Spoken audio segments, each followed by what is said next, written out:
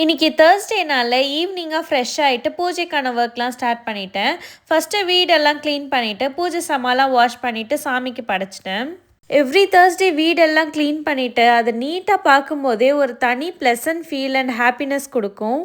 இன்றைக்கி ரேண்டமாக ரீல்ஸ் பார்க்கும் போதும் ஒரு பாஸ்தா ரெசிபி பார்த்துருந்தேன். அதுதான் இன்றைக்கி ட்ரை பண்ணலான்ட்டு ரெடி பண்ணிகிட்டு இருந்தேன். இந்த வெஜிடபிள்ஸ்லாம் தனியாக கொடுத்தா எனக்கு கொஞ்சம் இறங்காது. அதனாலே புது புது ரெசிபிஸாக ட்ரை பண்ணிகிட்ருக்கேன். அந்த வகையில் இன்றைக்கி பண்ணது தான் பீட்ரூட் பாஸ்தா. 2 நாளைக்கு முன்னாடி தான் பீட்ரூட் சப்பாத்தி பண்ணேன். ஒரு பீட்ரூட் ரிமைனிங் இருந்துச்சு. என்னடா பண்ணுறதுன்னு யோசிக்கும் போது தான் ரேண்டமாக இது பார்த்தேன்.